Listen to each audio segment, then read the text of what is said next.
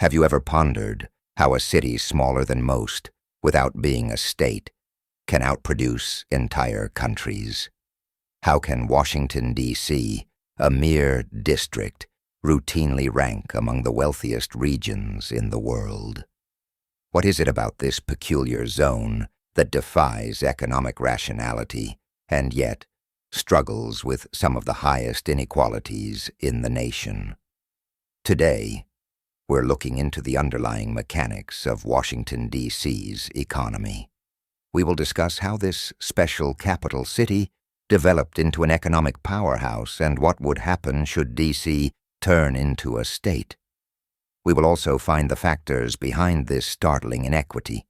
Stick around till the finish, where we'll place Washington, D.C. on our economics leaderboard to see how it ranks up against U.S. states and entire national economies. Let's get started. Building context. The year is 1790. Fresh off its triumph in the Revolutionary War, the young United States needs a capital city, a neutral ground for the government, not connected with any one state.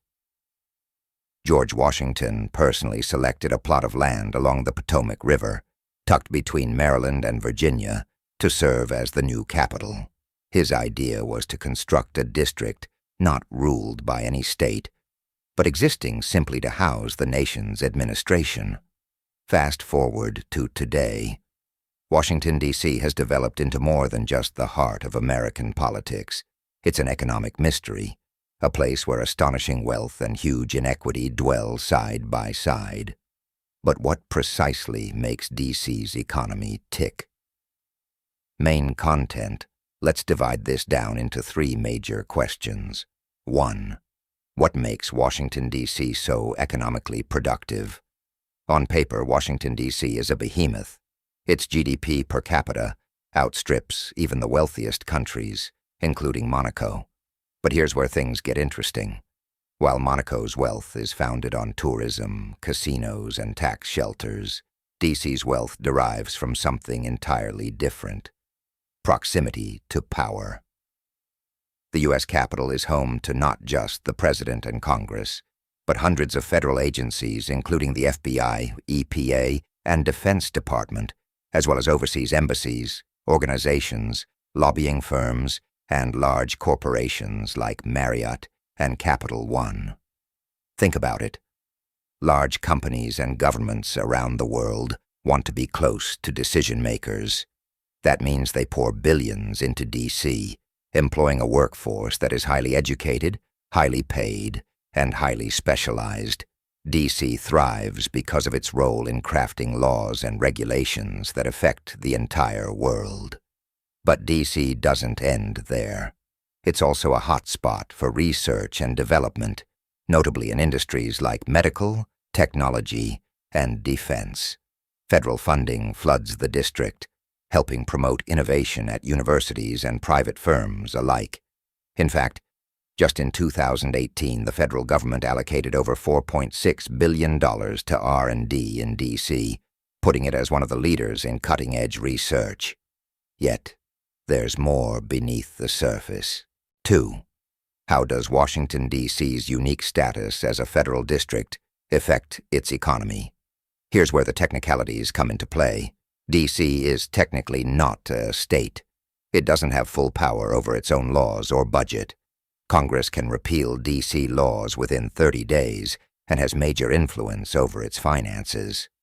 Imagine leading a city where your most crucial choices can be vetoed by someone hundreds of miles away. Because D.C. is not a state, it doesn't have the same autonomy as the rest of the country. Yet it has to manage all the issues of a huge city. And even though it's home to some of the most powerful people on Earth, D.C. lacks the complete representation enjoyed by every other state in the Union. This contributes to a simmering tension, one that has led to repeated proposals for D.C. statehood. But beyond politics, there's another more subtle component that inflates D.C.'s economic metrics. Every day, hundreds of thousands of people commute into the city from adjacent areas like Maryland and Virginia. These commuters help fuel DC's productivity, but aren't counted in its population.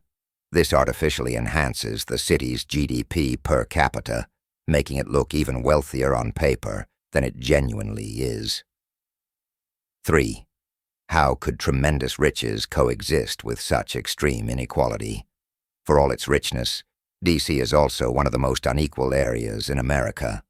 If DC were a state, it would rank among the highest in poverty. How does this happen?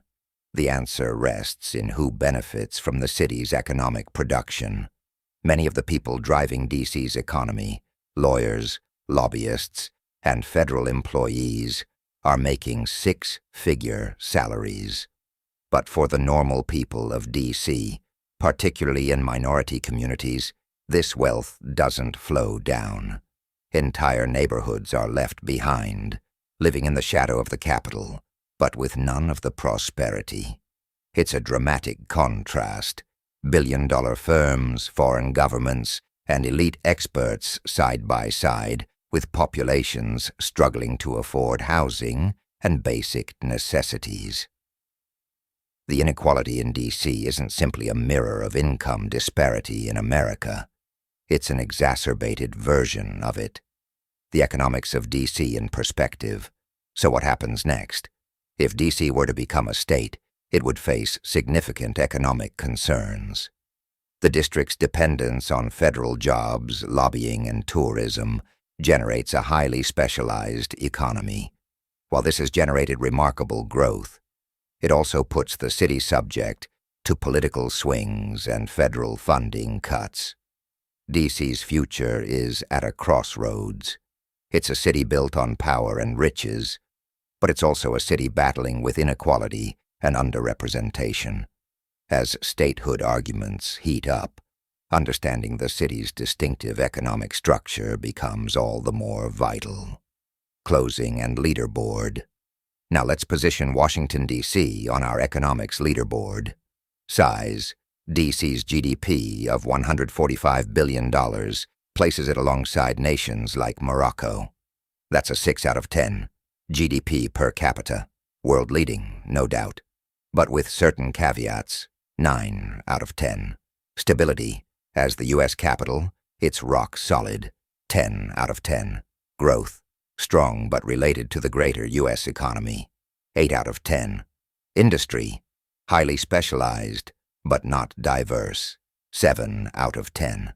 That gives D.C. a good score of 8.2 out of 10, placing it among the most productive regions we've reviewed. With that stated, thanks for watching, and until next time.